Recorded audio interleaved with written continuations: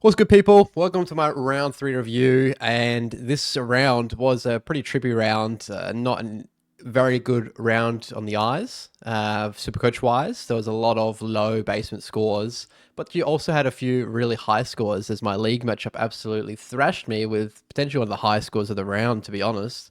Nevertheless, we've got a score of 1824. Top 33% is still surprising. I thought it would be lower than that.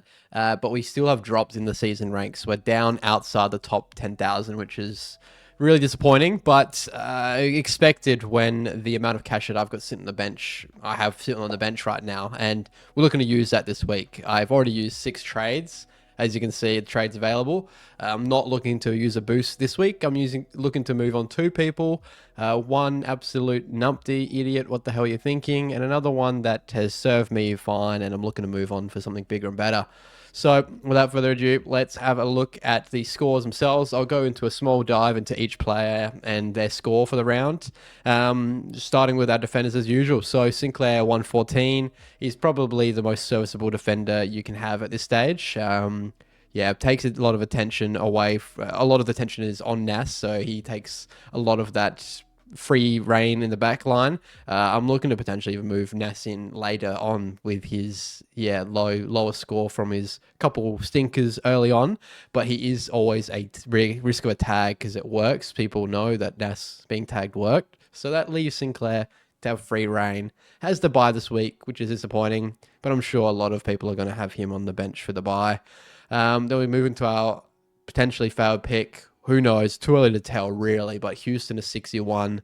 Just got nowhere near it, to be honest. Not enough of what he should. A goal towards the end of the game really saved his score. Outside 50 shot goal. I thought that he was going to go massive. Once Josh Dacos went down with his arm, he came back out like immediately. I thought he was cooked for a while. Came out, and then Josh Dacos just demanded the ball. He wanted the ball way much, and I was sitting there thinking I had the option to go for Josh, and I chose to go with Houston just with previous ties, support, and everything like that. I just thought it was a better pick, taking kick-ins and all that sort of thing.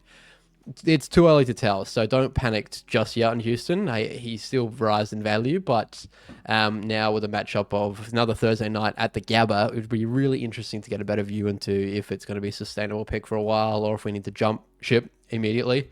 Moving to Windsor, 70. This was just looking at the stats wise, the most disposal getting unfair score that I've seen in a while. Windsor should have got way higher than what he got on Supercoach score wise. I'm not sure what the efficiency was. That might have been a real contributor.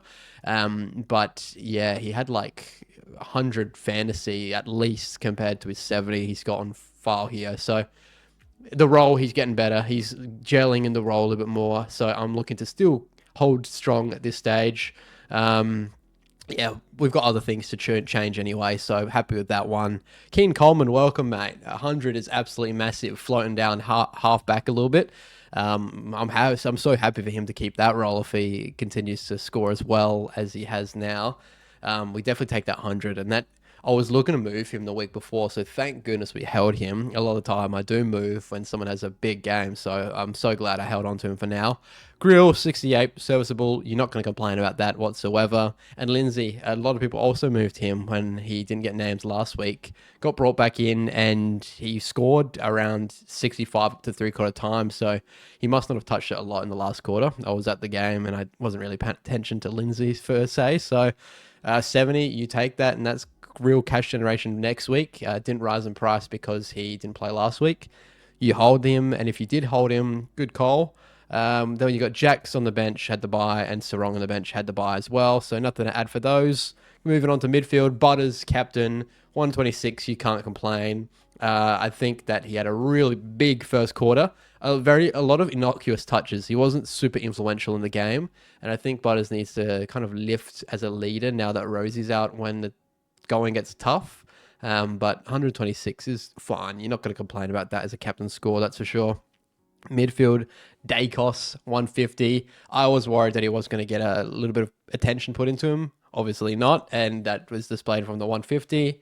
My opponent had the vice on him, so lucky bloke. He absolutely crushed me this week, but Nick Dacos is almost a must-have. I'm so intrigued into why people have faded him initially. Just as intrigued in myself as why I faded Bont. But yeah, he's a gun. Zach Merritt, 10 touches for an 87. It was his tackling pressure that has really brought his score up to what it could have been, even like really, really worse. He got hard tagged. No one really helped him in Essendon because they don't have the strength or leadership to help him. He is the only leader, so he really did struggle. And I'm happy he pushed out an 87 because I thought the pick was a masterstroke a couple of weeks ago.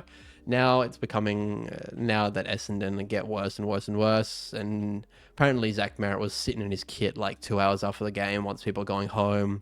It's not a good look. Maybe it's disappointing in himself and his performance.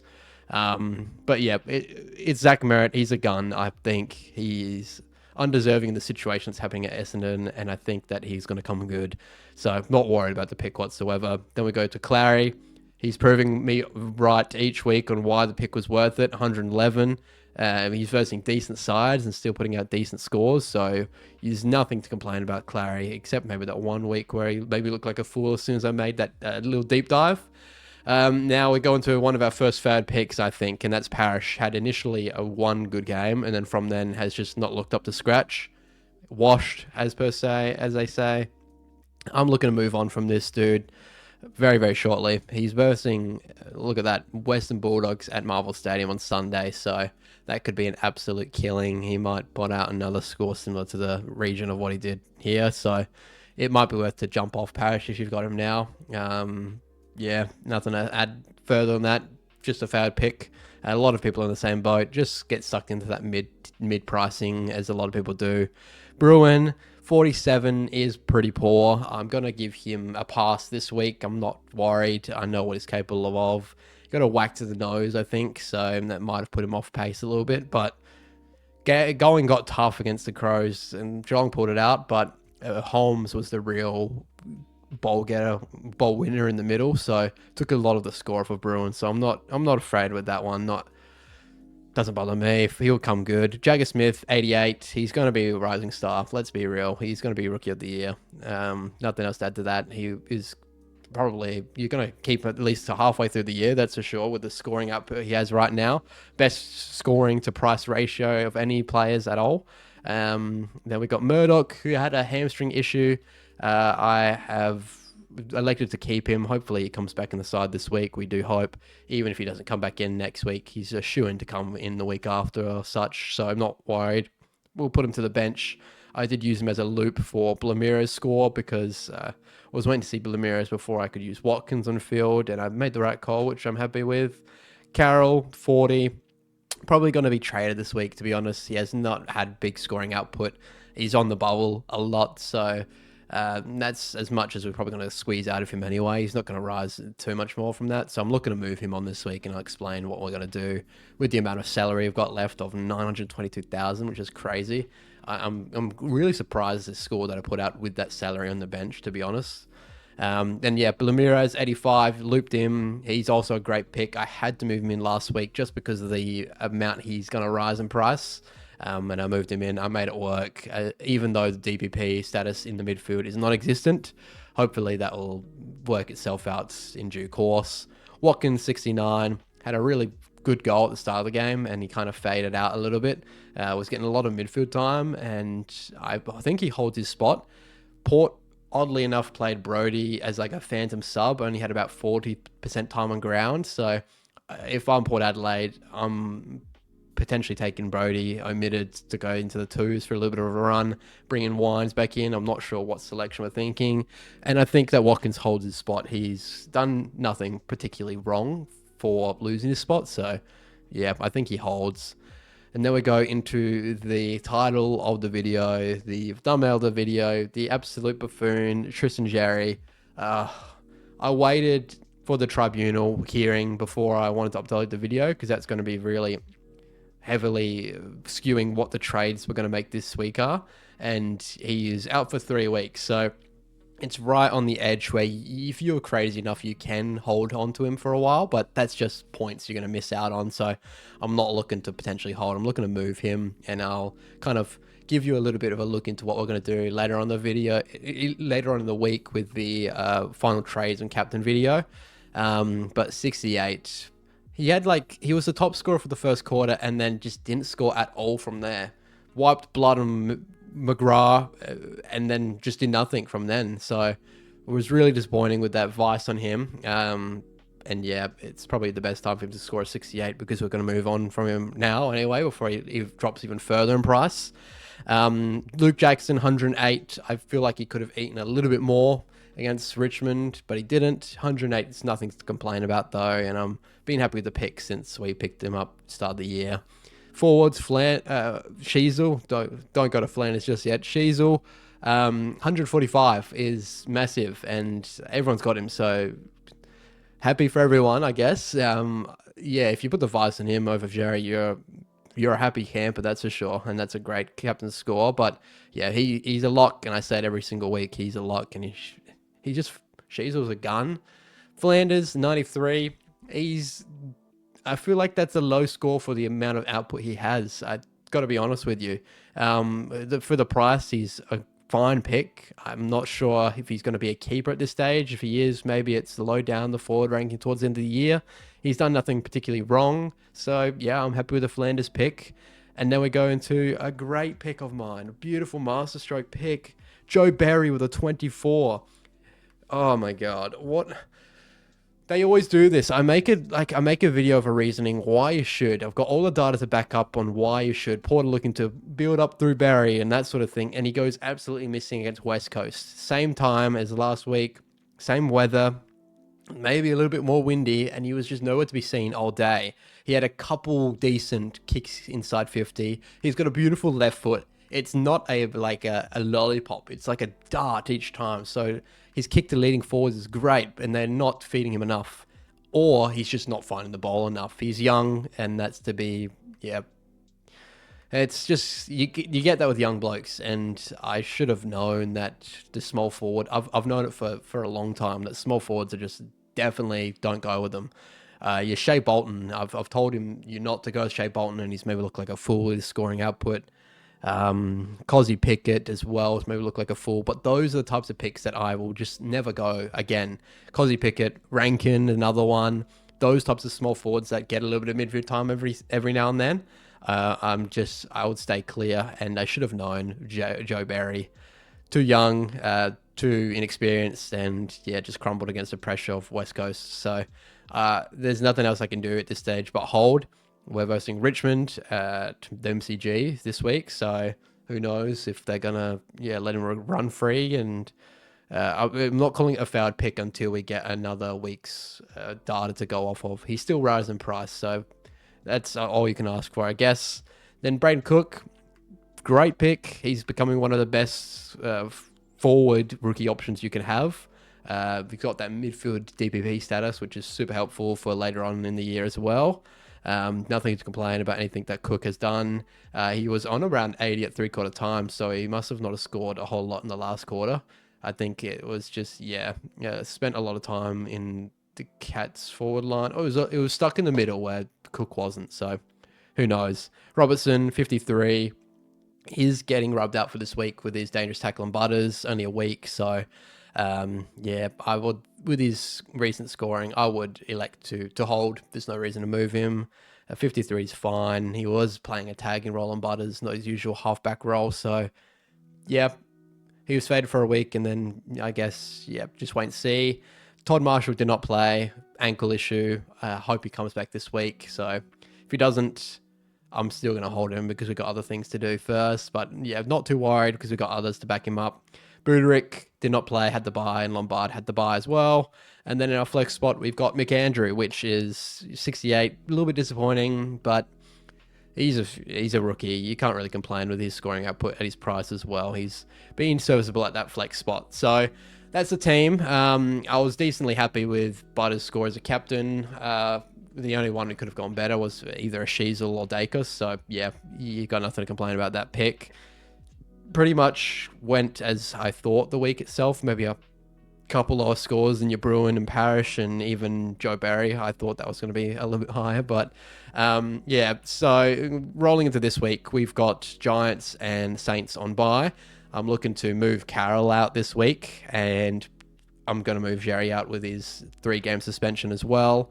Most likely what I'm going to do is I'm going to move Jackson to the R1, and then McAndrew out of the flex to the ruck spot.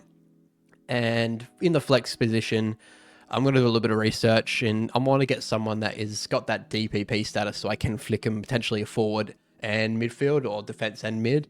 I'm going to look into it, see what picks are available. At this stage, the only really safe picks I have in my head are midfielders, which is frustrating because there's not a lot of options in the forward line.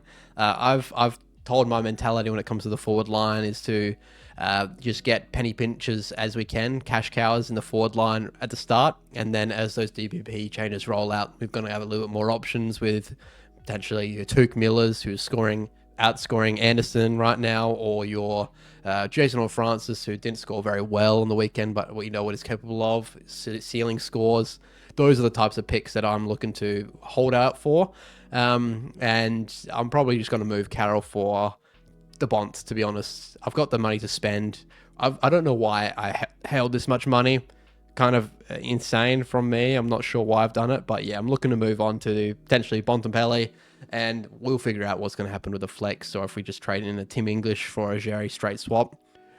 It's to be seen. Yeah, now that the Dogs are out of their bye, I'm looking to jump on some of the Dogs players because they're rolling, absolutely rolling. But yeah, that's that. I'm going to swap. I'll do the swaps on field. So we got Budrick. We'll swap him on for Marshall.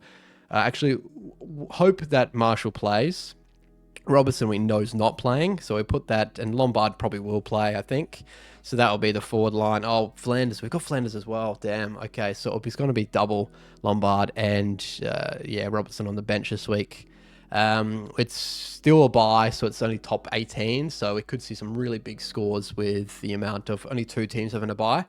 That bloke's not playing. In the midfield, Murdoch, I'm not sure if he comes back. Let's just presume he doesn't. North are playing first, so I'll keep the emergency on Blamiraz for a loop. And then Watkins, I'm going to swap on for Murdoch, judging that Murdoch doesn't play. And then in the back line, it's really interesting what we're going to do here. Sinclair most likely just for Jacks. And then I'm probably going to leave it as Sarong being the emergency. We can really loop, not in particular. Yeah, so I'll probably just leave it as it is. But that's to go on. Oh, we got Oliver on the bye as well. So Blamiraz on you get, buddy. And have Murdoch on the emergency. So we should have hopefully everyone playing in each position. Yeah, to be seen what will happen in the later stages of this week. I'm going to do a little bit of research, see who my picks I want. And yeah, hopefully we'll be seeing you in a couple of days' time with some final trades and captain picks. Now, I hope that my advice has not dampened your season too much with Joe Barry and Clayton Oliver, and who was my other breakdown. Even Budrick was an average pick. So, you know, I'm only starting fresh. I'm only a real novice when it comes to Supercoach. Yes, I've won my leagues a couple of years in a row, but I haven't done anything really big when it comes to the big ranking sort of side of things. So yeah, we're learning together, and that's what these videos are great for. So thanks for watching, thanks for showing love, and please let me know if there's anything I can add content-wise, anything that you'd like me to go into a little bit more depth with. I'm here for any constructive criticism. And that's that. Thank you so much for tuning in, and I'll catch you later on in the week. Bye.